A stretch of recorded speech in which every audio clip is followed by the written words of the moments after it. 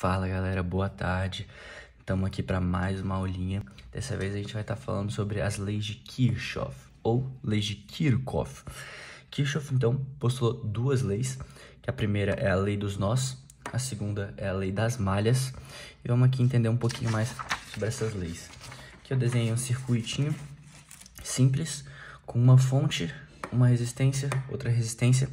E vamos entender o que é cada uma das coisas. Aqui a gente tem um nó, ou seja, esse ponto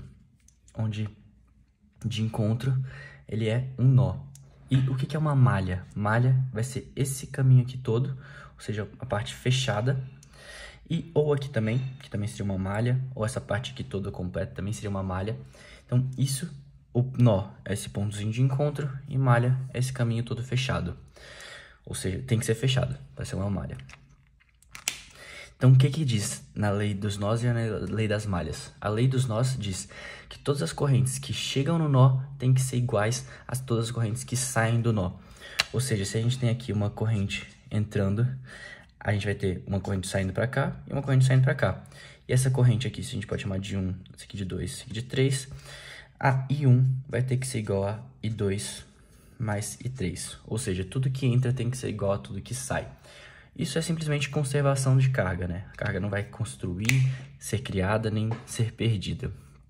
Então, isso que diz a lei dos nós. E a gente pode pegar qualquer nó para fazer isso. Nesse nó aqui, teria carga entrando no 2 e no 3 e saindo no 1. Mesma coisa. Tudo que entra tem que ser igual a tudo que sai. E na lei das malhas, diz sobre o potencial. A soma do potencial da malha tem que ser igual a zero. Também é só uma conservação de carga. Ou seja, quando a gente passa pela fonte, a gente vai estar ganhando potencial. Então vai vir, quando a gente passar pela resistência, a gente vai perder potencial. E aí nisso tem que, quando a gente chegar no ciclo, no fim, ou seja, a gente começa num ponto, termina nele, essa soma do potencial todo tem que dar zero. Ou seja, a gente não pode perder um potencial no meio do caminho.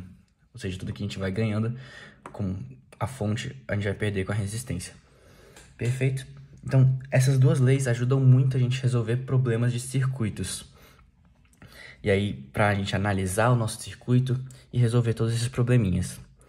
Então, aqui a gente trouxe um exemplo, um exercíciozinho, para a gente entender e trabalhar um pouquinho com essas leis de Kirchhoff. Então, nesse circuitinho aqui, a gente tem uma fonte de 40 volts, várias resistências, aqui uma de 4 ohms, 6 ohms, 12 ohms, outra de 2 e outra de 4. E ele quer saber qual que é a corrente passando aqui pelo gerador, né, pela fonte.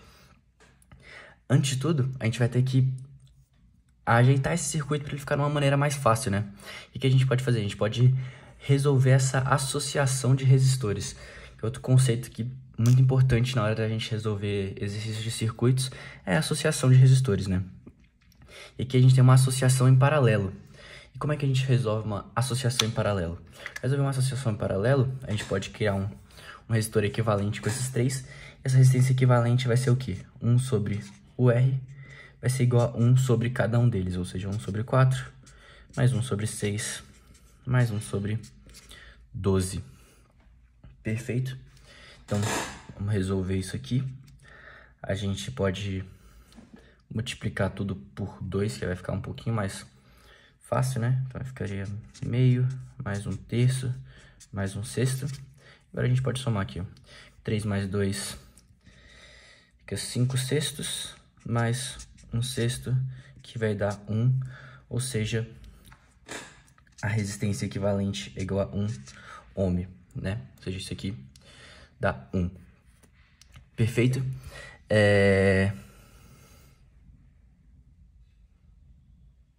Certo, né?